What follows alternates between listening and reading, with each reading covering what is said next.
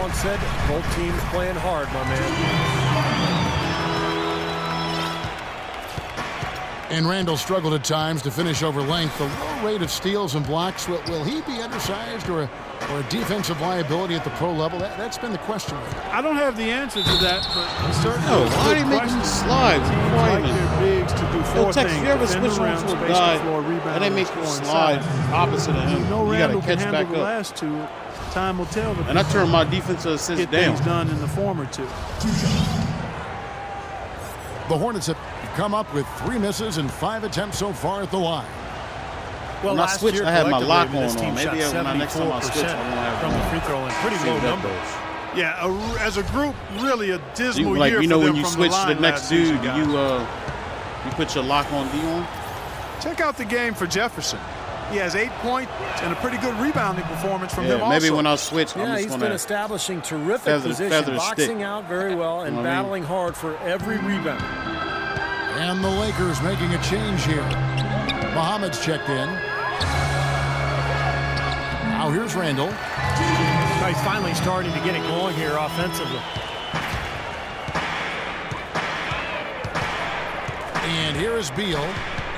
He has 5. Now here's Exum. He's guarded closely. 9 feet out. Jefferson's shot is off. I don't know if it's just me, but he's looked a step slow since the start of the quarter. His shooting has really suffered. Some changes for Charlotte. Williams, he's checked in for Jefferson. Porter comes in for Beal. And it's Napier in for Exum. Now here's Kobe. 5 points in the game. Randall with a screen for Smart. Kicks it out to Parsons. Knocks down the 3-ball. And now a 4-point Los Angeles lead. That's like a layup for him. It's just wide open out there. Porter kicks to Napier. There's a screen by Williams. And it's blocked. Smart passes to Parsons. Foul call that time on the way up. That'll give him 2 chances at the free throw line here. That's a great job from the line this quarter. Chandler Parsons, a second-round pick by the Rockets out of Florida back in 2011. Steve, what a find. Yeah, I mean, from day one, he looked ready to play at the NBA level. I mean, the speed wasn't too much for him. His skill level translated beautifully. And he's improved every season. His three-point shooting is getting better, but the ability to do so many things makes him a very effective player. And Parson, he's 6'10", maybe 6'9". 6'10" might be a stretch, but he's a good athlete, has a tight handle. I think the more open style of play in the NBA suits his strengths as a player who likes to attack in transition and is able to get to the rim and has a really good basketball IQ, too. Plays with great confidence. He really does. And Chandler likes to play in the move, even in the half court. He'll back up off the three-point line and get a running start on his defender. He's got a lot of game. He does. Napier kicks to Bynum to stop the run. Foul call that time on the way up. That'll give him 2 chances at the free throw line here. Last year was supposed to be the triumphant return of Bynum to the hardwood, but it quickly disintegrated into a year he'd like to forget. He just never seemed to be right, and a big part of it was he just wasn't healthy. And the first one drops. And with Bynum, he still didn't have the physical gifts he once had, and even though Cleveland seemed like a good fit for him, coming back from injury, that relationship only lasted a few months. Beal's checked in for Garcia. Andrew Bynum hits them both. Well, you know, things soured when a team cuts you outright and doesn't try to trade you. We don't know what exactly went on between Bynum and Cleveland, but it couldn't have been a minor issue. It also had a hand in why he was a free agent for so long before getting picked up once again. Usually when you are his size with his skill set, you get calls right away from teams, but that wasn't the case with him. Shot clock at 2. Randall no good. Here's Napier.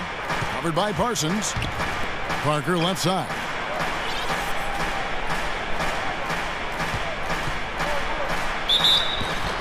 And lots of contact there. Missing the shot. He'll shoot two. Jabari Parker, a self-described obedient kid growing up in Chicago, maintained a 3.7 GPA through high school. He went so far as to say he had lower self-esteem in his younger days. You don't often hear about that from NBA athletes, but it's a reality. Believe me, I see these guys, and they often aren't as confident as you might think. But there's no reason for this guy to doubt his worth now, especially on the basketball court.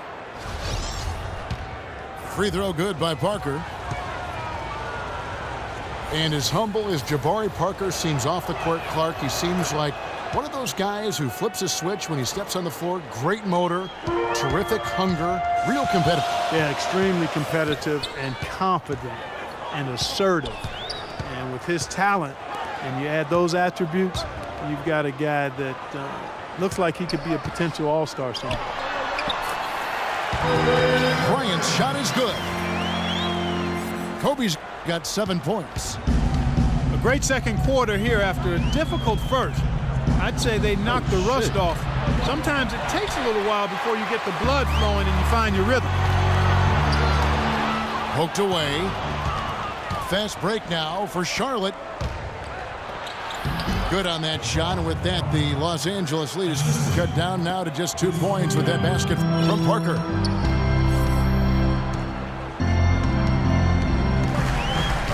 Randall with a screen for Smart. Parsons dishes to Kobe. Clock at 6. And there's another one for the Lakers. He's created some good opportunities for himself and made the most of them. Hornets trail by 4. Napier kicks to Bynum.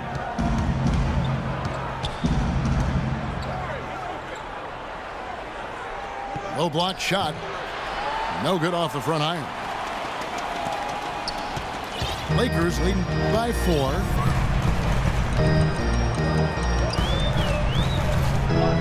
.136 left to play here in the second quarter. Bryant with a screen for Smart. Los Angeles needs to get off a shot here. That's good. Kobe's got the lead up to 6 now for the Lakers. Great job of utilizing that screen and finding space to knock down tired. the jumper. These niggas Good is tired, basketball. though. And now the first timeout called here for the Hornets. Well, analytics are here to stay, and Marcus Smart is one of the higher-rated prospects when you look at the analytics. He's got a high rate of steals and rebounds, which is always something that typically translates well to the pro game. Both of those things reflect his competitive spirit. It's obvious this young man goes at it full throttle when he's on the court. And Los Angeles with some changes. Boozer, he's checked in for Randall. Richardson comes in for Parsons. And it's Clarkson in for Smart. The Hornets also with a sub. Kid Gilchrist is checked in. Oh, Look out! Wow. I don't know that this is the time for that kind of flair. In a close game, the important thing is the 2 points, not the dramatics. Oh, come on, Clark. He had to go for it, didn't he? I'm with you, Kevin. You can't fault him for that. I mean, just let him go. Who cares? Richardson kicks to Bryant. All alone. Rebound by Parker. Parker's got 3 rebounds now in this one. Here's Napier. Over to the wing. Puts one up from 19. The rebound by the Lakers. Oh, a dunker of his caliber should finish that one off with no problem. That's embarrassing. And that one's good. 13 points for Kobe Bryant. Here's Napier. Pass to Parker. And count it. 2 points with a chance for one more at the free throw line. What a play. The hoop plus the harm. Excellent concentration on the finish. That's big time. This is his second trip to the line in this one. That's good from Parker.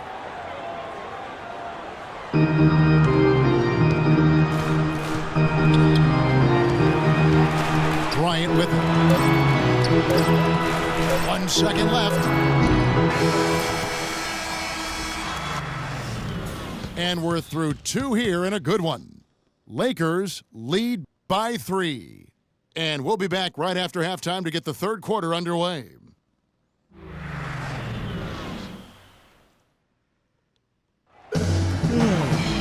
Here we go now, the start of the third quarter, welcoming you back in a closely contested first half so far. Kobe Bryant really making a difference here. I know we've said this many times before, but I'll say it again. He had a great first half, just an explosive offensive display there. At the end of the day, I wouldn't be surprised if we're talking about what a great second half he had. He can usually keep it going for all 4 quarters.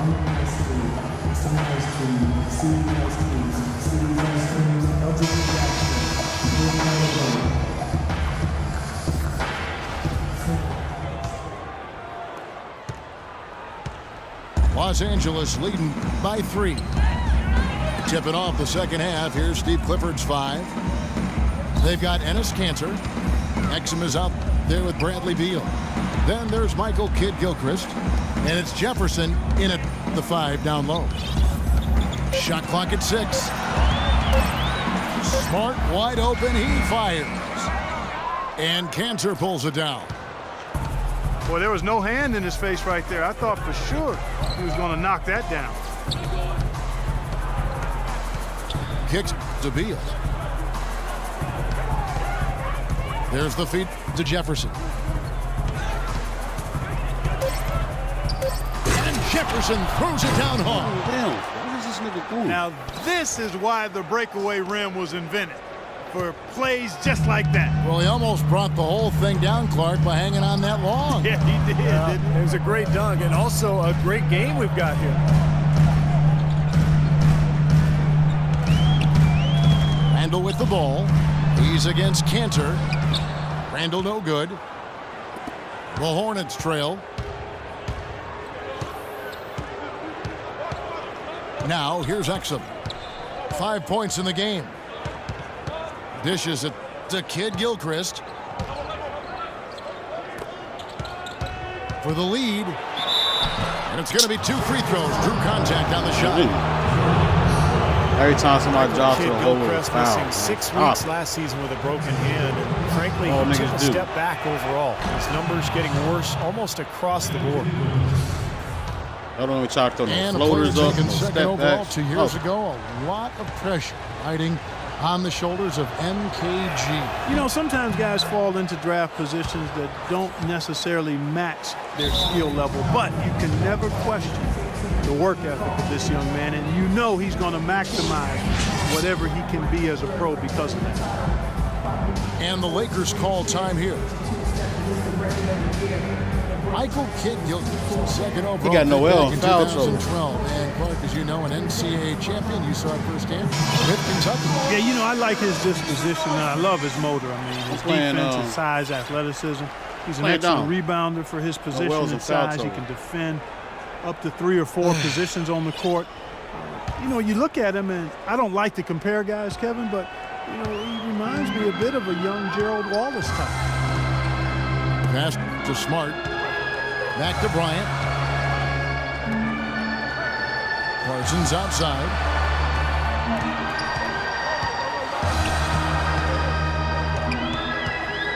To the inside. And it's Noel missing.